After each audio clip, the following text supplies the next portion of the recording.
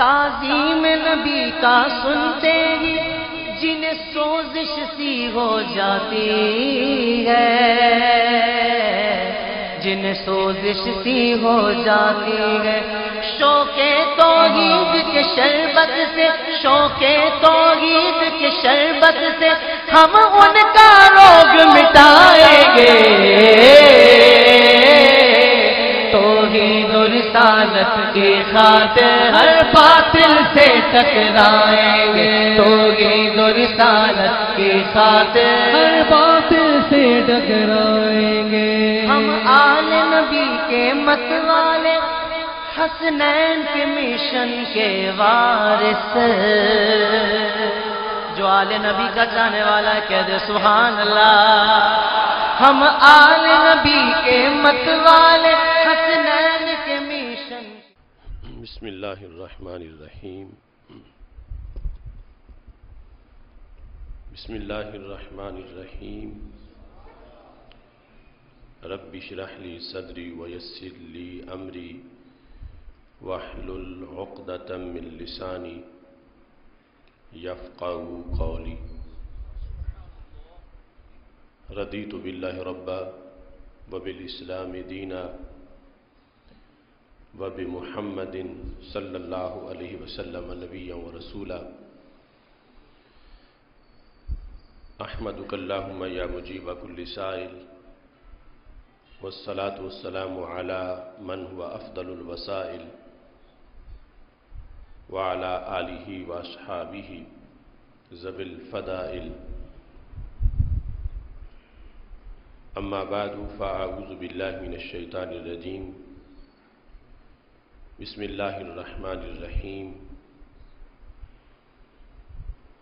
والسابقون الاولون من المہاجرین والانصار والذین اتبعوهم بإحسان رضی اللہ عنہم ورضوا عنہ، صدق اللہ العظیم وصدق رسولہ النبی الکریم الامین۔ ان اللہ وملائکتہ یصلون علی النبی یا ایہا الذین آمنوا صلوا علیہ وسلموا تسلیما۔ الصلاة والسلام علیک یا سیدی یا رسول اللہ وعلى آلک واصحابک یا حبیب اللہ۔ مولاي صل وسلم دائما ابدا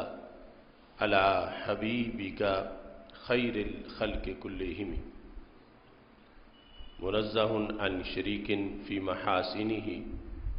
فجوہر الحسن فیہ غیر منقاسم، محمد تاج رسل اللہ قاطبۃ، محمد صادق الاقوال والکلم، محمد ذکرہ روح لانفسنا، محمد شکرہ فرد علی الامم۔ رب صل وسلم دائما ابدا علی حبیبک خیر الخلق کلہم۔ اللہ تبارک و تعالی جل جلالہ وعم نوالہ وتم برہانہ وعظم شانہ وجل ذکرہ وعز اسمہ کی حمد و ثنا، اور حضور سرور کائنات مفخر موجودات زینت بزم کائنات دستگیر جہاں غم گسار زمام سید سرورام حامی بے قسم قائد المرسلین خاتم النبیین احمد مجتبیٰ جناب محمد مصطفیٰ صلی اللہ علیہ وآلہ وصحبہ وبارک وسلم کے دربار گوہر بار میں ہدیہ درود السلام عرض کرنے کے بعد رب ذوالجلال کے فضل اور توفیق سے آج خطبہ جمعۃ المبارک کے موقع پر ہماری گفتگو کا موضوع ہے شرف صحابیت۔ میری دعا ہے خالق کائنات जल्ला जलालुहु हम सब को कुरान और सुन्नत का फ़हम अता फरमाए, कुरान और सुन्नत के बलाग व तबलीग और इस पर अमल करने की तौफीक अता फरमाए। सैयदुल मुरसलीन हज़रत मुहम्मद मुस्तफ़ा सल्लल्लाहु अलैहि वसल्लम की हर निस्बत का अदब व एहतराम करने की तौफीक अता फरमाए और नबी अकरम नूर मुजस्सम शफ़ी मुअज़्ज़म सल्लल्लाहु अलैहि वसल्लम का दिया हुआ पैगाम हर तरफ पहुँचाने की तौफीक अता फरमाए। खालिक़े कायनात जल्ल जलालुहु ने हमारे आका मौला सैयदुल मुरसलीन हज़रत मुहम्मद मुस्तफ़ा सल्लल्लाहु अलैहि वसल्लम के सहाबा किराम रज़ियल्लाहु तआला अन्हुम को सैयदुल मुरसलीन हज़रत मुहम्मद मुस्तफ़ा सल्लल्लाहु अलैहि वसल्लम की तरबियत का शाहकार बनाया, जैसा कि हमारे आका सल्लल्लाहु अलैहि वसल्लम की आले पाक अहले बैत अतहार रिदवानुल्लाहि अलैहिम अजमाइन, उन्हें खालिक़े कायनात जल्ल जलालुहु ने इस निस्बत की बुनियाद पर बुलंदो बाला मर्तबा अता किया है। ऐसे ही शर्फ़ सोहबत की वजह से सैयदुल मुरसलीन हज़रत मुहम्मद मुस्तफ़ा सल्लल्लाहु अलैहि वसल्लम के सहाबा किराम रज़ियल्लाहु तआला अन्हुम को खालिक़े कायनात जल्ल जलालुहु ने अज़मत व शान अता की और शर्फ़ सहाबियत के मुख्तलिफ़ दराजात अता किए। कुरान मजीद बुरहान रशीद में खालिक़े कायनात जल्ल जलालुहु ने सहाबा किराम रज़ियल्लाहु तआला अन्हुम का बारहा तज़किरा किया और उन्हें जो दरजात रब्बे ज़ुल जलाल की तरफ से अता किए, उन अता किए गए दरजात को नस्से कती में बयान किया गया। नबी अकरम नूर मुजस्सम शफ़ी मुअज़्ज़म सल्लल्लाहु अलैहि वसल्लम की मुतअद्दिद अहादीस सहाबा किराम रज़ियल्लाहु तआला अन्हुम के इस मर्तबा व मकाम को बयान करती हैं। हमारे आका सल्लल्लाहु अलैहि वसल्लम का कलमाए तासीर और आपका अंदाज़े तबलीग और अंदाज़े तरबियत तमाम अंबिया किराम अलैहिमुस्सलाम से मुनफरिद था। इस बुनियाद पर आपने एक मुख्तसर से वक्त में ऐसी जमात तैयार की कि जिस जमात ने हमारे आका सल्लल्लाहु अलैहि वसल्लम से फ़यूज़ व बरक़ात को हासिल किया और आगे उस जमात ने एक नई जमात तैयार की, यानी नए ज़माने के लोग जिनको ताबीन कहा जाता है, और ताबीन ने ये फैज़ान आगे तबे ताबीन तक पहुँचाया और सहाबा किराम रज़ियल्लाहु तआला अन्हुम के कामिल होने की ये दलील काफ़ी है कि उन्होंने नबी अकरम नूर मुजस्सम शफ़ी मुअज़्ज़म सल्लल्लाहु अलैहि वसल्लम से जो फैज़ हासिल किया था उसको ताबीन तक पहुँचाने में उन्होंने इतना भरपूर किरदार अदा किया कि ताबीन भी अपने अहद के कामिल तरीन लोग थे और उन्होंने वो फैज़ान आगे तबे ताबीन तक मुंतकिल किया। हमारे आका सल्लल्लाहु अलैहि वसल्लम की वो हदीस जो सही बुखारी शरीफ में मौजूद है कि याती अलन्नास से ज़मानुन, एक ज़माना आएगा फ़यग़ज़ु फ़ियामु मिनन्नास, तो आपस में हक बातिल की फ़ौजें आमने सामने होंगी, तो अहले हक की फ़ौज में ये ऐलान होगा कि क्या तुम में कोई ऐसा शख्स है कि जिसने रसूल अल्लाह सल्लल्लाहु अलैहि वसल्लम के सहाबी होने का शर्फ हासिल किया। तो एक शख्स ऐसा होगा कि जिसको सहाबी होने का शर्फ हासिल है। हल फ़ीकुम मन साहबा रसूल अल्लाह सल्लल्लाहु अलैहि वसल्लम, क्या तुम में कोई ऐसा शख्स है जिसने नबी अकरम नूर मुजस्सम शफ़ी मुअज़्ज़म सल्लल्लाहु अलैहि वसल्लम से शर्फ़ सोहबत पाया, हालत ईमान में सरकार के पास बैठा। तो जवाब दिया जाएगा एक शख्स ऐसे मौजूद है। تو نبی اکرم نور مجسم شفیع معظم صلی اللہ علیہ وسلم پہلے یہ خبر ارشاد فرما چکے ہیں، فیفتح لہم، اس ایک کی وجہ سے خالق کائنات جل جلالہ سب کو فتح عطا فرمائے۔ اور ایسے ہی پھر جب ایک زمانہ آئے گا، لوگوں کی مختلف فوجیں جب اکٹھی ہوں گی اور ایک طرف اہل حق ہیں، دوسری طرف باطل والے ہیں، پھر جس وقت اعلان ہوگا حل فیکم من صاحب اصحاب رسول اللہ صلی اللہ علیہ وسلم، کیا تم میں کوئی ایسا شخص موجود ہے کہ جس نے رسول اللہ صلی اللہ علیہ وسلم کے صحابہ کی صحبت حاصل کی ہو؟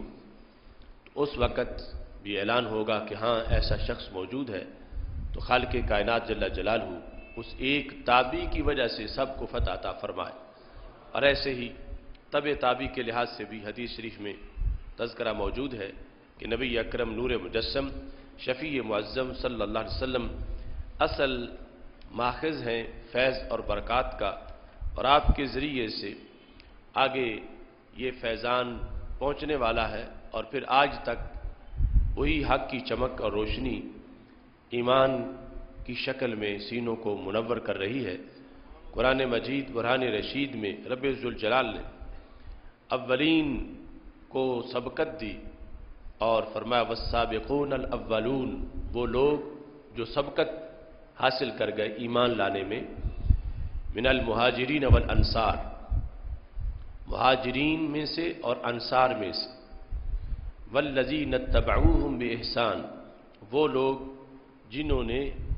ان کی اتباع کی، ان کے پیچھے آئے احسان کے ساتھ۔ تو خالق کائنات جل جلالہ نے سب کا یہ اعلان کیا رضی اللہ عنہم ورضوا عنہ، اللہ ان سے راضی ہو گیا، وہ اللہ سے راضی ہو گئے۔ یہ خصوصی ایوارڈ ہے صحابہ کرام رضی اللہ تعالی عنہم کے لیے نص قرآنی میں کہ رب ذوالجلال نے ان سے راضی ہونے کا اعلان کیا، اور وہ اگرچہ انہوں نے ہزار مصائب برداشت کیے مگر کسی وقت بھی اللہ تعالیٰ سے شکوہ نہیں کیا، اور خالق کائنات جل جلالہ کی رضا پر راضی رہے۔ وَأَعَدَّ لَهُمْ جَنَّاتٍ تَجْرِي تَحْتَهَا الْأَنْهَارُ، اور خالق کائنات جل جلالہ نے ان کے لیے باغات تیار کیے، جنتیں تیار کی، باغات جن کے نیچے نہریں جاری ہیں، خالدین فیہا آبادا، یہ سارے اس میں ہمیشہ رہیں گے۔ رب ذوالجلال نے فرمایا ذالک الفوز العظیم، یہ ہے بہت بڑی کامیابی۔ تو خالق کائنات جل جلالہ نے سید المرسلین حضرت محمد مصطفیٰ صلی اللہ علیہ وسلم کی نسبت کے اس اثر کو ظاہر کیا صحابہ کرام رضی اللہ تعالی عنہم اور ان کی پیروی کرنے والوں کے لیے۔ رب ذوالجلال نے سب سے بڑا تو اپنی رضا کا اعلان کیا، جو جنت سے بھی بڑا اللہ کا انعام ہے، اور خالق کائنات جل جلالہ نے ان کے لیے جنتیں تیار کی، اور یہ پیغام دیا کہ جو ان کے نقش قدم پہ چلے گا رب ذوالجلال انہیں بھی اپنی طرف سے نوازشات سے بہرہور فرمائے گا، اور خالق کائنات جل جلالہ انہیں بھی اپنی طرف سے اپنے خصوصی فضل اور کرم کی برسات سے مالا مال فرمائے گا۔ ہمارے آقا صلی اللہ علیہ وسلم کی احادیث کے اندر صحابہ کرام رضی اللہ تعالی عنہم کے اعزاز کے لحاظ سے جو فرامین ہیں، ان میں سید المرسلین صلی اللہ علیہ وسلم نے امت مسلمہ کو یہ خصوصی حکم ارشاد فرمایا۔ سرکار ارشاد فرماتے ہیں مسند امام احمد میں اور دیگر کتابوں میں حدیث شریف موجود ہے، ان اللہ اختارنی واختار علی اصحابہ، کہ رب ذوالجلال نے اپنے لیے مجھے چنا، اور پھر میرے لیے رب ذوالجلال نے میرے صحابہ کو چنا۔ جو مسند امام احمد کے اندر ہے اس میں نبی اکرم نور مجسم شفیع معظم صلی اللہ علیہ وسلم نے اس انتخاب کا ذکر کیا، اور پھر اس کے بعد فرمایا کہ جو انہیں گالی دیتا ہے اس پر اللہ کی بھی لعنت ہے اور فرشتوں کی بھی لعنت ہے اور سارے لعنت کرنے والوں کی لعنت ہے۔ لیکن دوسرے مقام پر جو حضرت انس رضی اللہ تعالی عنہ سے حدیث مروی ہے، اس میں ہمارے آقا صلی اللہ علیہ وسلم نے ارشاد فرمایا इन अल्लाह अख्तारनी वख्तार अली असहाबा, रब ज़ुल जलाल ने अपने लिए मुझे चुना और अल्लाह ने मेरे लिए मेरे सहाबा को चुना। और फरमा सयाती कौमुन, एक कौम आएगी, यसुब्बूनहुम, माज़ल्ला जो मेरे सहाबा को गालियां देगी। तो हमारे आका अलैहिस्सलातु वस्सलाम ने फरमाया वयनकुसूनहुम, और नक्स की निस्बत सहाबा की तरफ करेगी, सहाबा पर वो कौम तनकीद करेगी। तो हमारे आका अलैहिस्सलातु वस्सलाम इरशाद फरमाते हैं फला तुजालिसुहुम, तुम उन लोगों के पास मत बैठो जो मेरे सहाबा पर तनकीद करे, तुम उनके पास मत बैठो। वला तुशारिबूहुम, और उनके पास मत पानी पियो। वला तुआकिलूहुम, उनके पास बैठकर बाहमी तौर पर मत खाओ। वला तुनाकिहूहुम, और न ही उनसे शादी करो। तो सैयदुल मुरसलीन हज़रत मुहम्मद मुस्तफ़ा सल्लल्लाहु अलैहि वसल्लम के इस फरमान से जो शर्फ़ सहाबियत की अज़मत ज़ाहिर होती है कि रब ज़ुल जलाल ने सैयदुल मुरसलीन हज़रत मुहम्मद मुस्तफ़ा सल्लल्लाहु अलैहि वसल्लम को तो बुलंद मर्तबा व मकाम अता फरमाया ही है, आपके अहले बैत अतहार रिदवान अल्लाह मजमईन को भी रब ज़ुल जलाल ने बुलंद मर्तबा व मकाम अता फरमाया ही है। लेकिन सरकार दो आलम सल्लल्लाहु अलैहि वसल्लम की निस्बत से सहाबा किराम रज़ी अल्लाह तआला अन्हुम को भी वो बुलंद मर्तबा व मकाम मिला कि इन्हें इस लिहाज से मेयार बनाया गया कि नबी अकरम नूर मुजस्सम शफ़ी मुअज़्ज़म सल्लल्लाहु अलैहि वसल्लम ने इनकी मोहब्बत और इनके साथ जो मवद्दत है उसको यूं मेयार बनाया कि जो इन पर तनकीस करता है, हमारे आका सल्लल्लाहु अलैहि वसल्लम ने एक मोमिन को उसके साथ बैठने से खाने पीने से रोक दिया कि ये चूँकि मेरे सहाबा किराम रज़ी अल्लाह तआला अन्हुम पे तनकीद करते हैं और तनकीस करते हैं, तो जो मुझसे जन्नत का इनाम लेना चाहते हैं और मेरा कुर्ब चाहते हैं वो ऐसे लोगों से अपने आप को दूर रखें। इससे पता चलता है कि खुद सरवर कौनैन हज़रत मुहम्मद मुस्तफ़ा सल्लल्लाहु अलैहि वसल्लम पर माज़ल्ला जो शख्स तनकीद करता हो तो एक मोमिन को उससे कितना दूर रहना ज़रूरी है। अपने आप को कादियानियों से और गुस्ताखों से किस कदर दूर करना ज़रूरी है। एक मोमिन उस वक्त तक अपने ईमान की हलावत और मिठास और चाशनी को महसूस नहीं कर सकता जिस वक्त तक सैयदुल मुरसलीन हज़रत मुहम्मद मुस्तफ़ा सल्लल्लाहु अलैहि वसल्लम के अता किए हुए ज़ाब्ते और कायदे उन पर ये अमल पैरा नहीं हो जाता। क्योंकि नबी अकरम नूर मुजस्सम शफ़ी मुअज़्ज़म सल्लल्लाहु अलैहि वसल्लम से जिस वक़्त पूछा गया कि अफ़ज़ल आमाल कौन से हैं, तो उनमें से एक अफ़ज़ल अमल हमारे आका सल्लल्लाहु अलैहि वसल्लम ने इरशाद ये फरमाया अल-हुब्बु फ़िल्लाहि वल-बुग़्दु लिल्लाह, अल्लाह के लिए मोहब्बत करना और अल्लाह के लिए किसी से बुग़्ज़ रखना। जिस तरह अल्लाह के लिए अल्लाह वालों से मोहब्बत एक बहुत बड़ी नेकी है, ऐसे ही अल्लाह की वजह से अल्लाह के दुश्मनों से बुग़्ज़ रखना ये भी उसी दर्जे की बहुत बड़ी नेकी है। और ये दोनों चीज़ें जिस वक़्त आती हैं तो फिर एक इंसान का ईमान मुकम्मल होता है। नबी अकरम नूर मुजस्सम शफ़ी मुअज़्ज़म सल्लल्लाहु अलैहि वसल्लम ने इरशाद फरमाया इहफ़ज़ूनी फ़ी असहाबी। इमाम हाकिम ने मुस्तदरक लिल हाकिम में इस हदीस को सही हदीस करार दिया। फरमाया हमारे आका सल्लल्लाहु अलैहि वसल्लम का फरमान है कि मेरी हिफाजत करो मेरे सहाबा में, यानी चूंकि मेरे सहाबा हैं तो उनके बारे में ज़ुबान संभाल के बोलोगे, अदब करोगे, एहतराम करोगे, तो ये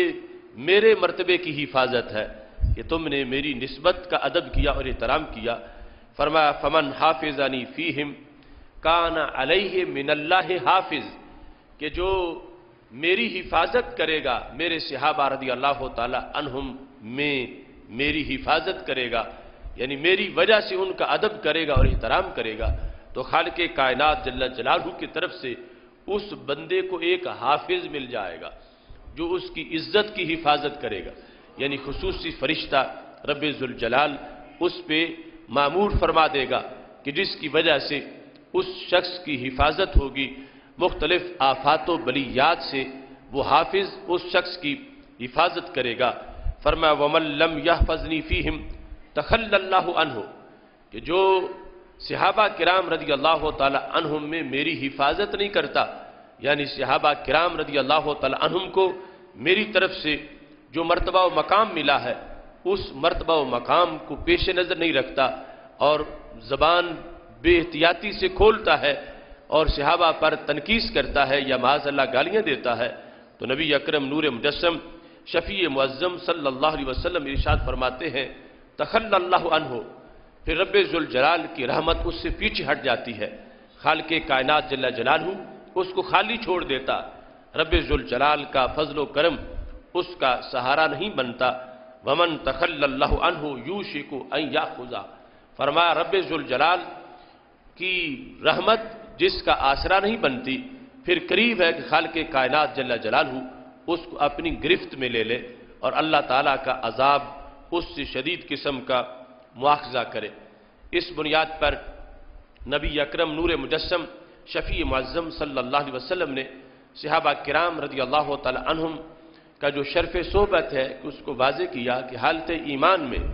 جس شخص کو سید المرسلین حضرت محمد مصطفیٰ صلی اللہ علیہ وسلم کی صحبت میسر آئی، اگرچہ وہ چند گھڑیاں ہیں، اس کی وجہ سے اس کا مقام باقی پوری امت سے جو صحابی نہیں ہیں ان سے کہیں بلند و بالا ہوا۔ تابعی اگرچہ ہر درجے کا زاہد ہو، ہر درجے کا وہ ایک عابد اور متقی انسان ہو، مگر شرف صحبت کی بنیاد پر جو شخص نوازا گیا،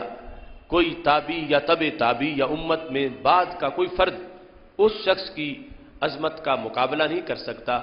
جس شخص کو نبی اکرم نور مجسم شفیع معظم صلی اللہ علیہ وسلم نے اپنی صحبت کا شرف عطا فرمایا۔ اس بنیاد پر نبی اکرم نور مجسم شفیع معظم صلی اللہ علیہ وسلم کی اس عظمت کو بیان کرتے ہوئے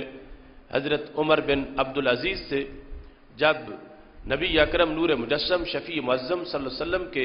فضائل و کمالات کی اس نسبت کو پیش نظر رکھتے ہوئے جب حضرت عبداللہ بن مبارک جو ایک فقیہ ہیں ان سے پوچھا گیا کہ عمر بن عبدالعزیز افضل ہے یا حضرت امیر معاویہ رضی اللہ تعالیٰ عنہ افضل ہے،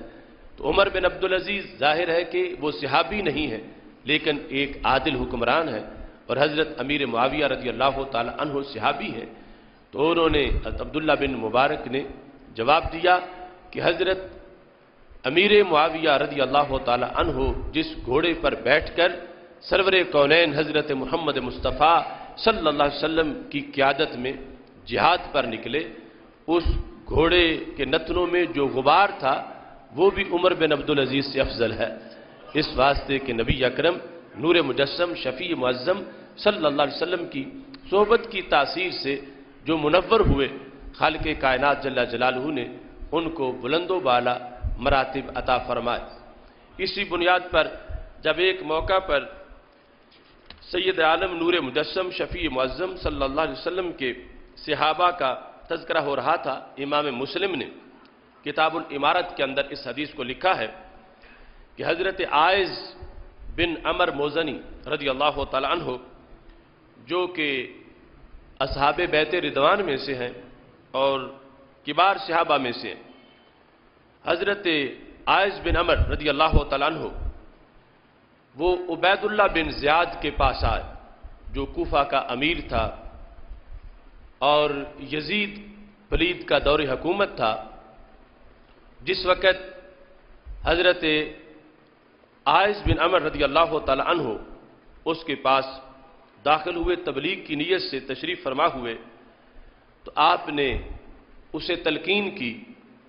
آپ نے فرمایا سمیت رسول اللہ صلی اللہ علیہ وسلم ان شر الرعاء الحطمہ، کہ میں نے نبی اکرم نور مجسم شفیع معظم صلی اللہ علیہ وسلم سے یہ خود سنا ہے کہ جو چرواہے ہیں ان میں سے برا چرواہا وہ ہے کہ جو اپنے جانوروں پہ ظلم کرتا ہے، یعنی ان کو تنگ جگہ سے گزارتا ہے یا کسی لحاظ سے کھانے پینے کے لحاظ سے ان پہ تنگی کرتا ہے یا ان کی حقوق سلب کرتا ہے، تو چرواہوں میں سے برا چرواہا وہ ہے۔ یعنی اس مطلب یہ تھا کہ جس وقت ایک جانوروں کا نگران جانوروں کے حقوق پورے نہیں کرتا اور ان کے بارے میں جو اسلامی حق ہے اس کو پیش نظر نہیں رکھتا، تعلیمات اسلام کو مقدم نہیں کرتا، تو اس کے بارے میں یہ الفاظ موجود ہے کہ وہ شریر ہے، برا ہے، اور جو انسانوں کے حقوق سلب کرے، انسانوں پہ ظلم کرے اور انسانوں کے لحاظ سے جو رعایا کے حق بنتے ہیں ان حقوق کو وہ سلب کرے یا ترک کرے تو وہ کتنا بڑا شریر ہوگا۔ تو حضرت عائض بن عمر رضی اللہ تعالی عنہ نے جس وقت عبید اللہ بن زیاد کو کوفہ کے اندر یہ نصیحت کی تو اس نے آپ کی اس نصیحت کو مسترد کیا۔ آپ فرما رہے تھے کہ تو اس سے بچ کہ تو ان شریروں میں سے بنے، لہذا اپنے آپ کو اس حدیث کے پیش نظر جواب دہ قرار دے اور اپنے نظریے پہ نظر ثانی کر۔ اس پر وہ بولا انت من نخالات اصحاب محمد صلی اللہ علیہ وسلم، یعنی عبید اللہ بن زیاد نصیحت قبول کرنے کی بجائے حضرت عائض رضی اللہ تعالی عنہ کو کہنے لگا کہ تم تو اصحاب محمد صلی اللہ علیہ وسلم میں ایک چھان کی حیثیت رکھتے ہو۔ اصحاب محمد صلی اللہ علیہ وسلم دنیا سے چلے گئے اور ان کی بڑی شان تھی، اور تم تو اصحاب محمد میں نخالہ کی حیثیت رکھتے ہو۔ نخالہ چھان کو کہتے ہیں، یا اچھی کھجوریں اٹھا لی جائیں تو پیچھے جو ردی رہ جاتی ہیں، تمہاری وہ حیثیت ہے، یا آٹے سے جو چھان نکلتا ہے تم اس طرح کے ہو۔ اس نے الٹا حضرت عائض رضی اللہ تعالی عنہ پر تنقید کی۔ فقال هل كانت لهم نخالہ، حضرت عائض رضی اللہ تعالی عنہ نے کہا کیا صحابہ میں بھی کوئی چھان ہے؟ انما كانت النخالۃ بعدهم، چھان وہ ہے جو صحابہ کے بعد آئیں گے، یعنی صحابہ پورے کے پورے اول سے آخر تک سارے کے سارے عظمت والے ہیں، سب کو رب ذوالجلال نے شانیں عطا کی ہیں، صحابہ میں کوئی چھان نہیں ہے، چھان جو ہے وہ بعد میں آئے گا۔ اس بنیاد پر صحابی رسول حضرت عائض رضی اللہ تعالی عنہ نے صحابہ کرام رضی اللہ تعالی عنہ کی جو حیثیت موجود ہے امت کے اندر اس کو واضح کیا کہ ان کو سبقت ملی ہے ایمان لانے میں، ان کے ذریعے سے ایمان کے چشمے جو ہیں انہوں نے سیراب کیا ہے بعد والوں کے سینوں، اور ان کے اندر رب ذوالجلال نے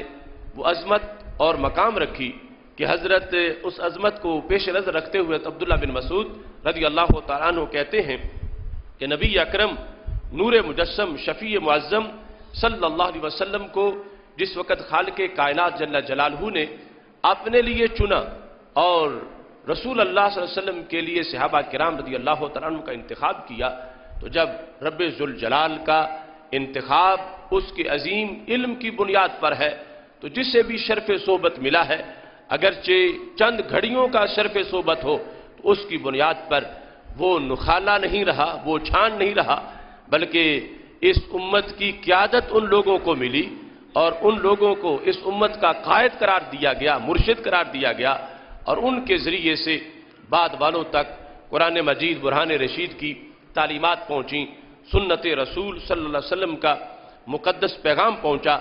اس بنیاد پر اس امت کا یہ اتفاق ہے کہ پوری امت میں جو عالم ہے شرف صحبت کی بنیاد پر وہ صحابہ کرام رضی اللہ تعالی عنہم ہیں،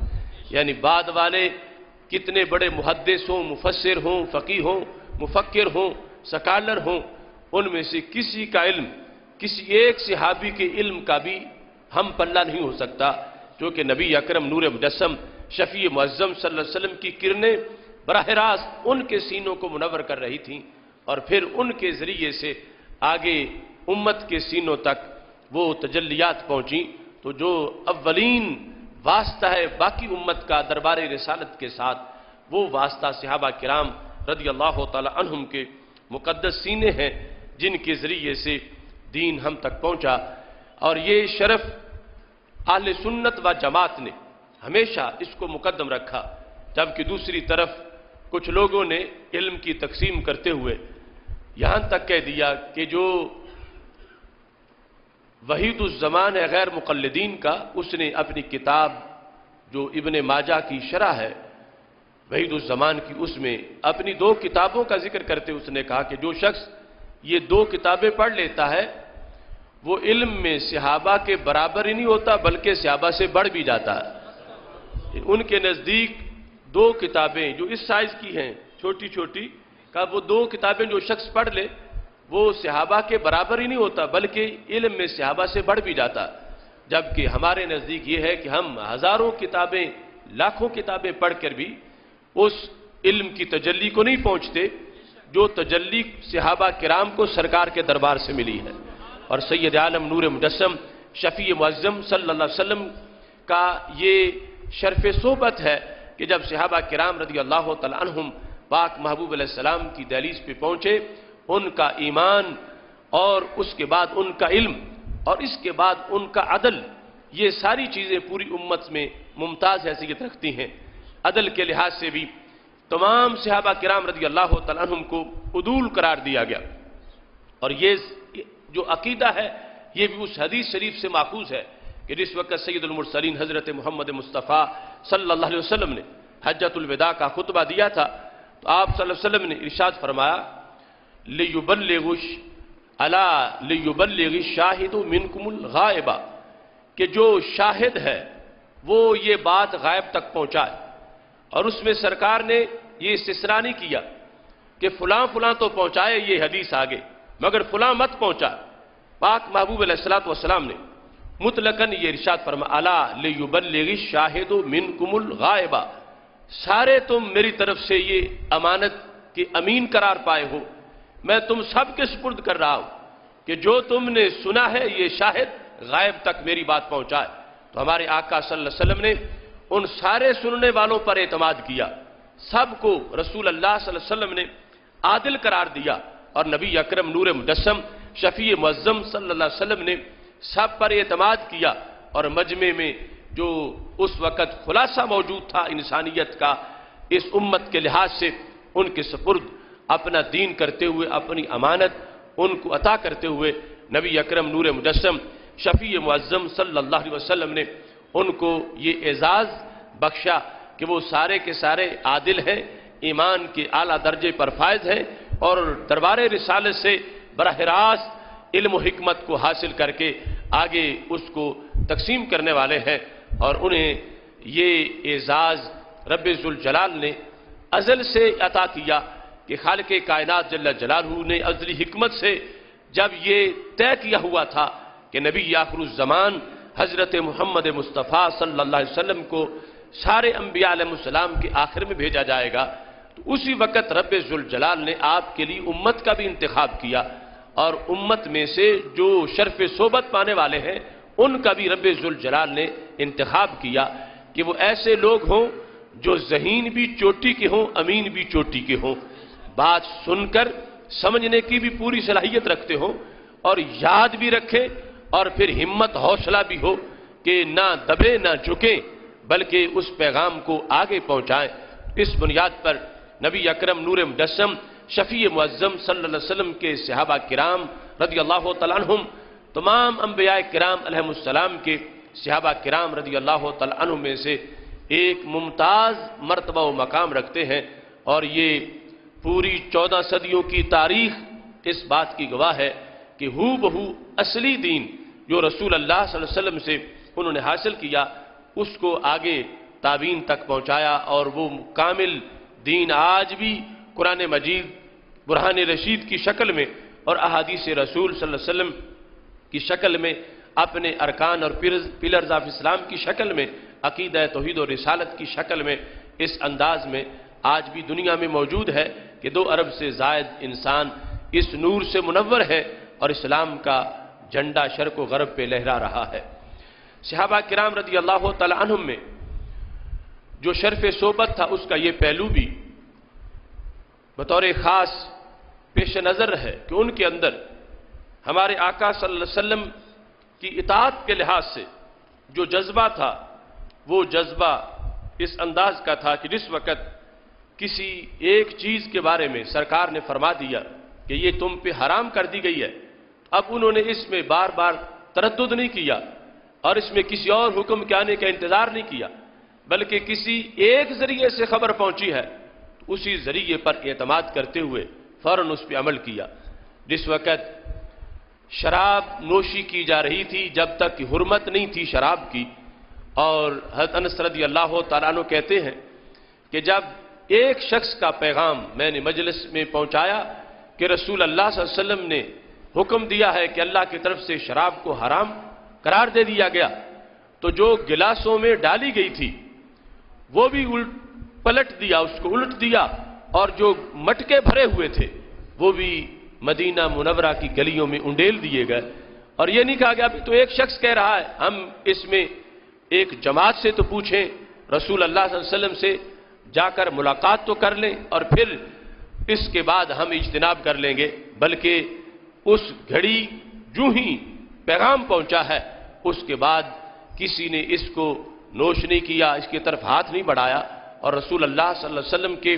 اس حکم کو جو بالواسطہ پہنچا ہے فوراً فالو کرتے ہوئے صحابہ کرام رضی اللہ تعالیٰ عنہم نے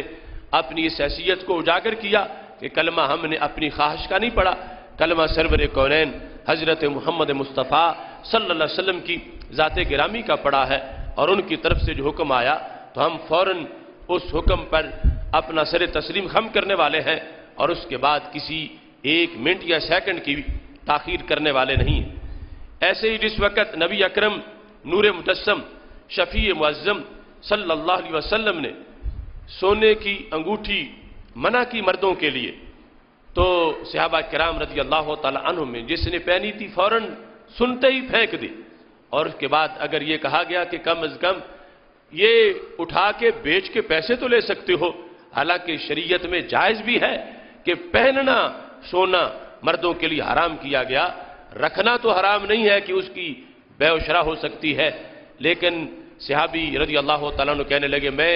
اب اس کو اٹھاؤں گا نہیں، اس واسطے کہ میں نے سنت رسول صلی اللہ علیہ وسلم کے جذبے میں اس کو اپنے ہاتھ سے اتارا ہے اور پھینکا ہے، اور میں اب اس لیے بھی نفرت کر رہا ہوں کہ نبی اکرم نور مجسم شفیع معظم صلی اللہ علیہ وسلم نے جب حرام قرار دیا اس وقت یہ میرے ہاتھ میں موجود تھی، تو میں اب اس کو اٹھا کے اپنے اور کسی استعمال میں قیمت کے لحاظ سے بھی نہیں لاؤں گا۔ صحابہ کرام رضی اللہ تعالیٰ عنہم جس وقت نبی اکرم نور مجسم شفیع معظم صلی اللہ علیہ وسلم کی طرف سے یہ شریعت مطہرہ کا پیغام لے کر نکلے ہیں اقوام عالم کے سامنے جوش جہاد میں اسلام کی دھاک بٹھانے کے لیے، تو ان کا یہ مرحلہ بھی منفرد قسم کا مرحلہ تھا۔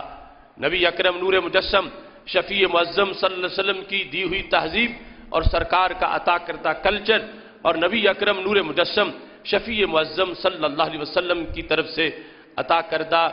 جو رہن سہن کا طریقہ ہے، اس پر انہیں اتنا اپنی طرف سے اطمینان تھا کہ اگر دوسری طرف سے کسی نے کوئی جھانسا دینے کی کوشش کی ہے تو اسے بھی ہرگز انہوں نے ایکسیپٹ نہیں کیا، بلکہ اس پر ہی اپنے آپ کو مطمئن رکھا ہے اور مطمئن نظر آئے ہیں کہ جو طریقہ سرور کونین حضرت محمد مصطفیٰ صلی اللہ علیہ وسلم نے عطا کیا تھا۔ مختلف جنگوں کے اندر صحابہ کرام رضی اللہ تعالی عنہم کا جو ترہ امتیاز تھا، حدیث شریف کی متعدد کتابوں کے اندر اس کا تذکرہ بھی موجود ہے، یہاں تک کہ جس وقت قادسیہ کی جنگ ہو رہی تھی، نبی اکرم نور مجسم شفیع معظم صلی اللہ علیہ وسلم کے صحابہ کرام رضی اللہ تعالی عنہم جب اہل فارس سے ٹکرائے اور فارس کے آتش کدے کو جس وقت ایمان کا مرکز بنایا جا رہا تھا، حضرت مغیرہ بن شعبہ رضی اللہ تعالی عنہ آپ کو جس وقت کسرا کے سامنے اس کے گورنر کے سامنے بلایا گیا کہ آپ اسلام کی ترجمانی کریں اور بتائیں کہ اسلام کیا ہے، تو حضرت مغیرہ بن شعبہ رضی اللہ تعالی عنہ نے جواب دیتے ہوئے جو سوالات تھے ان میں اسلام کی حقیقت کو واضح کیا۔ آپ نے فرمایا سل اما شیتا، مجھ سے پوچھنے والوں جو پوچھنا ہے سوال کرو۔ تو کہا گیا ما انتم، یعنی من انتم، تم کون ہو، تمہارا تعارف کیا ہے؟ تو آپ نے ارشاد فرمایا نحن اناس من العرب، ہم عرب لوگ ہیں، کننا فی شقائن شدید، ایک زمانہ ایسا تھا کہ ہم شدید قسم کی بدبختی میں تھے، ہمارا کوئی مرتبہ و مقام نہیں تھا، ہمارا کوئی شرف نہیں تھا، بدبختی نے ہمیں گھیر رکھا تھا، وبلائن شدید، آزمائش ہماری شدید قسم کی تھی، نمس الجلد والنوا، ہم زندگی گزارتے تھے چمڑا چوس کے اور گٹھلیاں چوس کے، نلبس الوبر والشعر، ہم اون اور بال پہن کر مختلف جانوروں کے زندگی گزارتے تھے، وَنَعْبُدُ الشَّجَرَ وَالْحَجَرَ، ہم درختوں کی پوجا کرتے تھے اور پتھروں کی پوجا کرتے تھے۔ بخاری شریف میں باب جہل العرب کے اندر یہ لکھا ہے کہ قریش کا اور اس وقت کے عرب مشرکین کا مبلغ علم اتنا تھا کہ ایک پتھر کو پوجتے تھے، جب اس سے خوبصورت مل جاتا تھا تو پہلے کو پھینک دیتے تھے، نئے کو معبود بنا لیتے تھے۔ یعنی اتنی ان کی پہچان تھی حق کے لحاظ سے کہ پتھر کے سامنے جھکے ہوئے تھے اور پھر پہلے کو دوسرے کی وجہ سے ترک کر دیتے تھے کہ دوسرا پتھر پہلے سے زیادہ خوبصورت ہے۔ وہی عرب جو اپنی جہالت میں معروف تھے، میرے نبی علیہ السلام کی آمد سے علم میں معروف ہوئے اور ان کے اندر ایک انقلاب آیا۔ حضرت مغیرہ بن شعبہ رضی اللہ تعالیٰ عنہ اپنا تعارف کرواتے ہوئے کہتے ہیں ہماری یہی حیثیت تھی، کہیں درختوں کے سامنے جھک جاتے تھے اور کئی پتھروں کو ہم نے معبود بنایا ہوا تھا۔ فَبَيْنَا نَحْنُ كَذَلِكَ إِذْ بَعَثَ رَبُّ السَّمَاوَاتِ وَرَبُّ الْأَرْضِينَ، ہم یہی اس طرح کی زندگی گزار رہے تھے کہ رب ذوالجلال نے، جو آسمان و زمین کا رب ہے، اس نے سید المرسلین حضرت محمد مصطفیٰ صلی اللہ علیہ وسلم کو ہم میں مبعوث کیا، نبی من انفسنا، ایسے نبی صلی اللہ علیہ وسلم جو ہمیں میں سے ہے، ان کو ہماری طرف مبعوث کیا۔ نعرف اباہ و امہ، وہ کہیں دور سے نہیں آئے، ہم ان کے والد محترم کو بھی جاننے والے ہیں، ان کی والدہ محترمہ رضی اللہ تعالی عنہا، ان کا بھی ہمیں پہلے سے تعارف موجود تھا۔ یہ جب مبعوث ہوئے تو اس سے ایک انقلاب آیا، ہم نے اپنے نظریے سے لے کر اپنے عمل تک ایک تبدیلی کو محسوس کیا اور وہ تبدیلی ہم نے منظور کی، اسے ایکسیپٹ کیا، اس پہ چل نکلے اور ہم انقلاب آشنا ہوئے۔ فَأَمَرَنَا نَبِيُّنَا رَسُولُ رَبِّنَا أَن نُقَاتِلَكُمْ، ہمیں ہمارے آقا صلی اللہ علیہ وسلم نے یہ حکم دیا ہے، ہم صرف اپنی ذاتوں تک محدود نہیں رہیں گے، ہم نے اپنے آپ کو کفر و شرک سے جب دور کیا تو ہمیں حکم ہوا کہ تم یہ نور کائنات میں بھی تقسیم کرو۔ تو ہم جو بڑے ہیں فارس کی طرف، ہم نور اسلام کو تقسیم کرنے کے لیے آگے جا رہے ہیں۔ ان نقاتلکم، ہمیں یہ حکم دیا گیا کہ ہم باطل پرستوں کے سامنے کلمہ اسلام کو پیش کریں اور اگر وہ قبول نہیں کرتے ہمیں ان کے خلاف جہاد کا حکم دیا گیا۔ کب تک؟ حتی تعبد اللہ وحدہ، یہاں تک کہ تم یا تو ایک خدا کی بندگی شروع کر دو، او تؤد الجزیہ، یا جزیہ دینا منظور کر لو۔ یہ دو ہی صورتیں ہیں، اس میں تیسری صورت نہیں ہے، چونکہ حضرت امام مہدی رضی اللہ تعالی عنہ کے آنے تک جزیہ کا حکم موجود ہے کہ جس وقت ایک مسلم فوج کافروں کے ملک پہ حملہ کرتی ہے اور وہ کفار کلمہ نہیں پڑھتے لیکن جزیہ دینا قبول کر لیتے ہیں تو پھر ان کو زندہ رہنا دیا جائے گا۔ جب وہ نظام اسلام کو قبول کر لیں، اسلام کی حکومت کے سامنے وہ اکڑے نہیں بلکہ سر تسلیم خم کر لیں، اگرچہ وہ کلمہ نہیں پڑھ رہے، لیکن حضرت امام مہدی رضی اللہ تعالی عنہ کے آنے پر جزیہ کا حکم ختم ہو جائے گا، پھر یا اسلام قبول کریں یا ان کو قتل کر دیا جائے گا۔ اس وقت تک جو کافر ہیں ان کے لیے یہ درمیان والا رستہ موجود ہے کہ وہ جزیہ دینا قبول کریں اور اسلامی نظام حکومت کے سامنے سر تسلیم خم کریں اور اس طرح وہ اپنی جان بچا کر ذمہ کی حیثیت میں مسلم ممالک کے اندر زندگی بسر کر سکتے ہیں۔ تو حضرت مغیرہ بن شعبہ رضی اللہ تعالی عنہ یہ سمجھا رہے تھے اس گورنر کو، کسرا کے اس نمائندے کو کہ ہماری یہ حیثیت تھی، ہم بھی کافر تھے، مشرک تھے، ہمیں دین متین کی عظمتیں ملی، جس کی نتیجہ میں ہم مسلمان ہوئے، ہمیں عقیدہ توحید ملا۔ اس عقیدہ توحید کی بنیاد پر ہمیں حکم ہوا آگے جہاد کا، اور ہم جہاد کی نیت سے تمہارے پاس پہنچے ہیں۔ اور اس میں ہمارے پاس جو روشن نظریہ ہے وہ کیا ہے کہ جس کی وجہ سے ہمیں بندوں کا ڈر نہیں آتا، کسی فوج سے ہم مرعوب نہیں ہوتے، اور کسی بڑی سے بڑی سلطنت سے ہمیں کوئی خطرہ نہیں ہے، کیونکہ اس وقت یہ بڑی قوتیں جو اس وقت کی سپر پاور کہلاتی تھیں اپنے طور پر، وہ روم کی سلطنت ہو یا ایران کی سلطنت ہو، یہاں پر حضرت مغیرہ بن شعبہ رضی اللہ تعالیٰ عنہ کہتے ہیں کہ ہمیں اخبرنا نبینا صلی اللہ علیہ وسلم الرسالۃ ربنا، ہمیں ہمارے نبی علیہ السلام نے اللہ کا یہ پیغام سنایا ہوا ہے، من قتل منا سار الی الجنہ، کہ ہم جس وقت باطل سے ٹکراتے ہیں تو دو ہی صورتیں ہیں، یا ہم شہید ہو جائیں گے یا ہم زندہ رہیں گے۔ تو ہم شہید ہوں گے تو ہمارا انجام کیا ہوگا؟ من قتل منا سار الی الجنہ، کہ جو ہم سے شہید ہوگا وہ سیدھا جنت میں جائے گا، شہادت اس کے جنت جانے کا باعث بنے گی۔ سارا الی الجنہ، شہید ہونے والا ذلیل و رسوا نہیں ہوگا، وہ مٹے گا نہیں، بلکہ خالق کائنات جل جلالہ کی طرف سے اس کو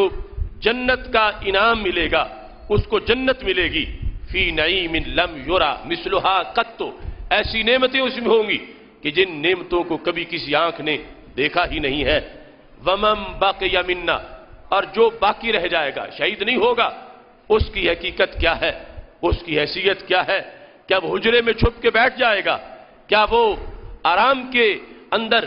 گھر بیٹھے اپنی زندگی بسر کرے گا؟ حضرت مغیرہ بن شعبہ نے کہا ومن بقی منا مالک رقابکم، جو ہم میں سے بچے گا وہ تمہاری گردنوں کا مالک ہوگا۔ اے کفار، تمہاری گردنیں اس سے بچ نہیں سکیں گی۔ مالک رقابکم، وہ تمہاری گردنوں پہ سوار ہو کے رہے گا، وہ تمہاری گردنیں اس سے آزاد حیثیت حاصل نہیں کر سکتی۔ جو زندہ ہے ہم میں سے وہ تمہاری گردنوں کا مالک ہوگا، اور جو شہید ہوگا وہ جنت کا مالک بن جائے گا، اسے جنت خالق کائنات جل جلالہ عطا فرمائے گا۔ تو یہ صحابہ کرام رضی اللہ تعالی عنہم کا مقدس جذبہ تھا کہ جس جذبے کو لے کر وہ میدان جہاد میں نکلے اور اسلام کو غالب کرنے کا انہوں نے حق ادا کیا۔ دوسرے مقام پر امام ذہبی نے سیر اعلام نبلاء کے اندر اس حدیث کو جہاں ذکر کیا ہے، اس میں حضرت مغیرہ بن شعبہ رضی اللہ تعالیٰ عنہ اور رستم کا مکالمہ ذکر کرتے ہوئے انہوں نے اس حدیث کو ذکر کیا۔ جس وقت آمنا سامنا ہوا مغیرہ بن شعبہ کا اور فارسی کمانڈر کا، تو اس نے اپنا تعارف کروایا، کہنے لگا انا قوم مجوس، ہم مجوسی لوگ ہیں اور یہ زمین ہماری ہے، اور تم عرب لوگ ہمارے پاس آ گئے ہو اور تم خواہ ہمارے ہاتھوں سے مرنا چاہتے ہو، اور ہم کہنے لگا اپنی زمین کو تمہارے خون سے پلید نہیں کرنا چاہتے۔ یعنی اتنا اس کو گھمنڈ تھا اپنی مجوسیت پر اور اپنی اس حیثیت پر کہ کہنے لگا اِنَّا نَكْرَهُ قَتْلَكُمْ لِأَنَّكُمْ تُنَجِّسُونَ أَرْضَنَا عَلَيْنَا أَرْضَنَا، ہم تمہارے قتل کو ناپسند کرتے ہیں کہ ہم تجھے یہاں قتل کریں، کیونکہ تم قتل ہوگے تو کیا ہوگا؟ لِأَنَّكُمْ تُنَجِّسُونَ عَلَيْنَا أَرْضَنَا، ہماری زمین تم نجاست والی بنا دو گے، تمہارے خون سے معاذ اللہ ہماری زمین پلید ہو جائے گی۔ تو اس لیے ہم کہتے ہیں نکل جاؤ یہاں سے، یہاں ٹھہرو نہیں، کیونکہ ہمیں تمہارے قتل میں دلچسپی نہیں، ہم تمہارے قتل کو ناپسند کرتے ہیں کہ تمہارے قتل کی وجہ سے ہماری زمین تم پلید کر دو گے اپنے پلید خون سے۔ اس نے ساتھ یہ بھی کہا کہ تم بھوکے لوگ ہو جو عرب سے آ گئے ہو، اور بھوک نے تمہیں گھروں سے نکالا ہوا ہے، تمہیں چین نہیں آتا گھر کہ تمہارے پاس کھانے کو کچھ نہیں، تو جتنا غلہ چاہتے ہو یہ تم اپنے قافلے یہاں سے بوریاں بھر لو۔ مستدرک للحاکم کے اندر اسی حدیث کے یہ الفاظ ہیں کہ غلے کی پیشکش کی، کھجوروں کی پیشکش کی کہ تم بھوکے لوگ آ گئے ہو، تمہارا مقصد صرف یہ ہے کہ تم مال حاصل کرو، تو لے جو جتنی گندم تم چاہتے ہو، اس گندم کو جا کے استعمال کرو، لیکن یہاں تم نہ ٹھہرو۔ اس نے جب اپنا تعارف کروایا تو حضرت مغیرہ بن شعبہ رضی اللہ تعالی عنہ نے اس کو یہ کہا انا کننا نعبد الحجارہ، ہم بھی پتھر کے پجاری تھے، ہم بھی خدا کو نہیں مانتے تھے۔ ایک وقت آیا حتی بعث اللہ الینا رسولا، اللہ نے حضرت محمد مصطفیٰ صلی اللہ علیہ وسلم کو ہماری طرف رسول بنا کے بھیجا، فاتبعناہ، ہم نے ان کی پیروی کی اور ان کا کلمہ پڑھا۔ یہ آج بھی جو جہاد پر الزام ہے سیکولر دماغوں کا، اور اس وقت یہود و نصارہ کا، حضرت مغیرہ بن شعبہ رضی اللہ تعالیٰ نے اس وقت اس کا جواب دیا تھا۔ فرمایا وَلَمْ نَجِئْ لِطَعَامٍ، ہم لوٹ مار کرنے نہیں آئے، ہم طعام کے لیے نہیں آئے۔ تم پیش کر رہے ہو کہ جتنی گندم لینی ہے لے جاؤ، ہم طعام کے لیے نہیں آئے۔ بل امرنا بقتال عدونا، ہمیں حکم دیا گیا ہے کہ جو اسلام قبول نہیں کر رہا اس کے خلاف جہاد کرنا ہے، خواہ ہم بھوکے رہے یا ہمیں کھانے کو کچھ ملے۔ ہمارا جہاد بھوک کی وجہ سے نہیں، ہم جو تلواریں لے کے نکلے ہیں اس لیے نہیں کہ ہمیں کھانے کو کچھ نہیں ملتا، ہم تلواریں لے کے اس لیے نکلے ہیں کہ ہم اپنا نظریہ غالب کرنا چاہتے ہیں، ہم کفر کو زمانے سے مٹانا چاہتے ہیں، ہم شرک کو مٹانا چاہتے ہیں، ہم توحید کا پرچم، رسالت کا نور ہر طرف پھیلانا چاہتے ہیں۔ بل امرنا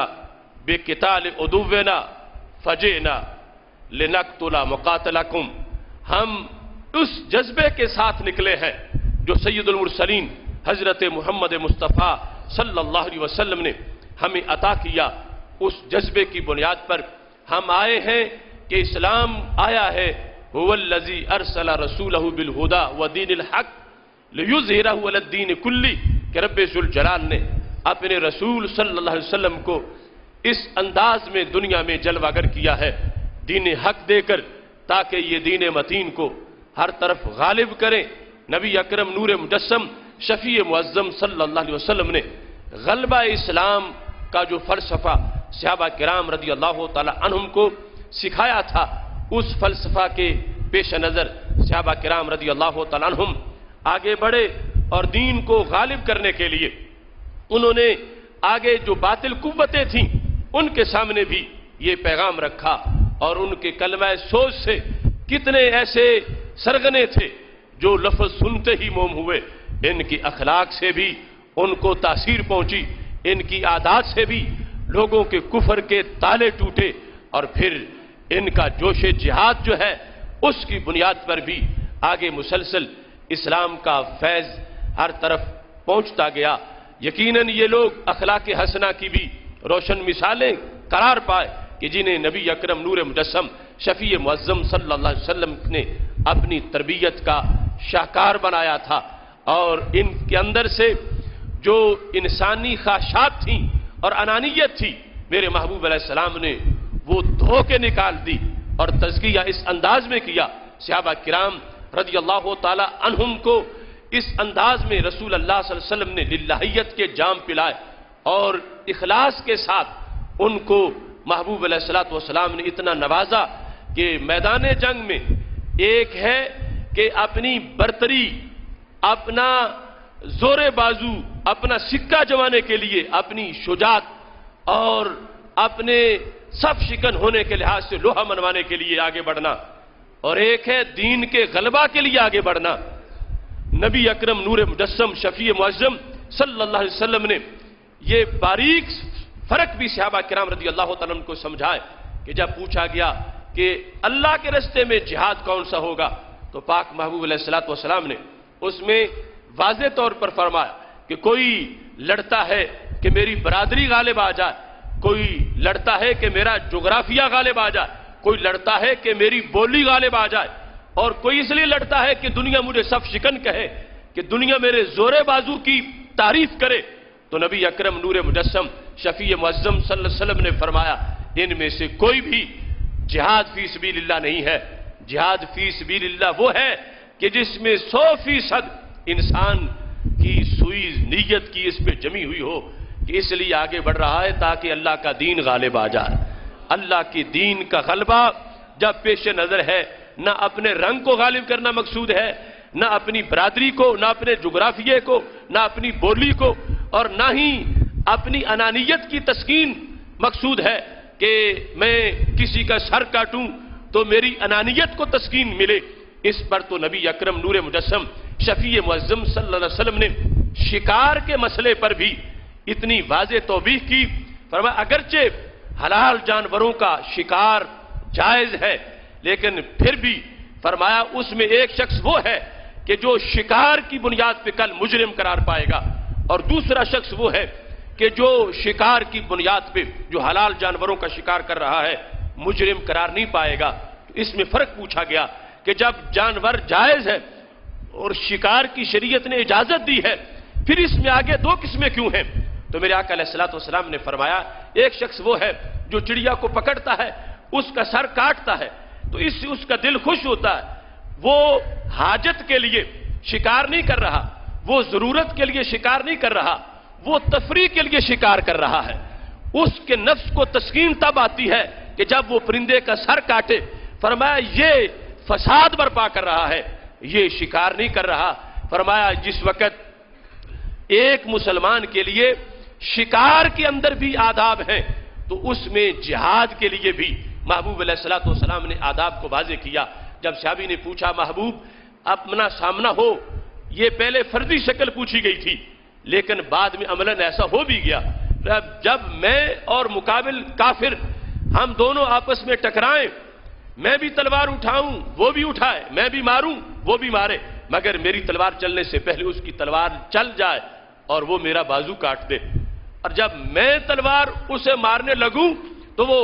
درخت کے پیچھے چھپ جائے، اور درخت کے پیچھے چھپتے ہی یہ کہے لا الہ الا اللہ محمد الرسول اللہ صلی اللہ علیہ وسلم. میری تلوار جب اسے لگنے لگے تو وہ کلمہ پڑھ لے. تو محبوب آپ بتائیں کہ میں اسے ماروں یا نہ ماروں؟ تو میرے محبوب علیہ السلام نے فرمایا آپ اپنی تلوار کو روک دیں، آپ اسے مت ماریں.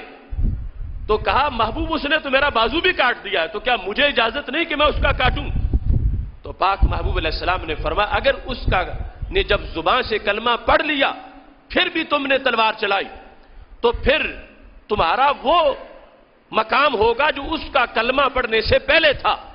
اور اس کا وہ مقام ہوگا جو تمہارا تلوار چلانے سے پہلے تھا. یعنی پھر اس کا بیڑا پار ہو جائے گا اور تم گرفتار ہو جاؤ گے. تمہیں اتنا اس مسئلے میں یعنی احتیاط سے چلنا ہے. اگرچہ وہ بچنے کے لیے کلمہ پڑھ رہا ہو لیکن کلمے کا احترام ہے، کلمے کو پیش نظر رکھا جائے گا. جب اس نے کلمہ پڑھ لیا تو اب تم تلوار نہیں چلا سکتے، اب تم نے تلوار کو روکنا ہے. تو اب ایک ہے جہاد کلمے کے لیے اور ایک ہے جہاد اپنے غصے کے لیے. تو اپنے غصے کے لحاظ سے جہاد کو منع کر دیا گیا کہ تم اپنی خواہش پوری کرنے کے لیے تلوار نہ چلاؤ، اپنا غصہ بجھانے کے لیے تلوار نہ چلاؤ. تلوار اس لیے چلاؤ کہ اللہ کا دین غالب آ جائے اور اسلام کی روشنی ہر طرف پہنچے. اس بنیاد پر اسلام دہشت گردی نہیں ہے، اسلام جہاد ہے، اور جہاد کے یہ تقاضے سرور کونین حضرت محمد مصطفیٰ صلی اللہ علیہ وسلم نے اپنی امت کو عطا کیے اور اس کی برکات آج بھی موجود ہیں. لیکن اس وقت ہم ایسی صورتحال میں پھنس چکے ہیں کہ ایک طرف جہاد کو گالی قرار دیا جا رہا ہے کہ لوگ لفظ جہاد بولنا چھوڑ جائیں، اور دوسری طرف ایسی صورتحال ہے کہ جنہوں نے یہ موقع فراہم کر دیا اس لفظ کے لحاظ سے اپنے ان کرتوتوں کی بنیاد پر جو انہوں نے اسلام کا نام استعمال کرتے ہوئے مختلف قسم کی وہ جو داعش نما تنظیمیں ہیں کہ جانبین سے اسلام کو نقصان پہنچا. تو اس بنیاد پر ہمارا اہل سنت و جماعت کا یہ موقف ہے، یہ دونوں طرف کا وہ فتنہ، خواہ وہ امریکہ کے پالتو مفکرین ہوں جو جہاد کو گالی قرار دیں اور جہاد کے منسوخ ہونے کے فتوے دیں، اور قادیانی کی فکر کے لوگ کہ جو جہاد کو ختم کرنے کے لیے اپنی خود ساختہ وحیوں کے تذکرے کریں، اور دوسری طرف سے وہ سیاہ کردار کہ جن کی بنیاد پر آج معاذ اللہ جہاد کے خلاف آوازیں کسی جا رہی ہیں. میرے آقا صلی اللہ علیہ وسلم نے جو تعلیمات دیں وہ ان دونوں کے درمیان کا راستہ ہے، اسلام کا، اہل سنت کا. فرما الجہاد ماضٍ الی یوم القیامہ، जिहाद क़यामत तक जारी रहेगा, बाकी रहेगा। इसको कोई कैंसिल नहीं कर सकता, मनसूख नहीं कर सकता, लेकिन उसकी आदाब बताए, उसके तकाजे बताए, उसकी शराइत बताएं। फर्जियत के लिहाज से उसके बाकायदा अबवाब मौजूद हैं कुतुब हदीस और कुतुब फिक़ह के अंदर, और फिर उसके लिए अमीर का होना और अमीर के जो अहकाम हैं उन सब को हमारे नबी अलैहिस्सलातु वस्सलाम ने वाज़े फरमा दिया कि बुखारी शरीफ में जहां अमीर की हैसियत को वाज़े किया गया और वहां यह भी तज़किरा आया कि जब एक अमीर ने कहा कि आग जलाओ और फिर कहा कि इसमें दाखिल हो जाओ, तो सहाबा किराम रज़ी अल्लाह तआला अन्हुम को इताअत अमीर का हुक्म भी था, मगर ज़हन से सोचा कि जो इस्लाम के अंदर इज्तिहाद और क़यास की बरकतें मौजूद हैं, उन्होंने कहा हम आग से बचने के लिए तो इस्लाम में आए थे कि हम आग में दाखिल ना हो, आग से बच जाएं, जहन्नम की आग से,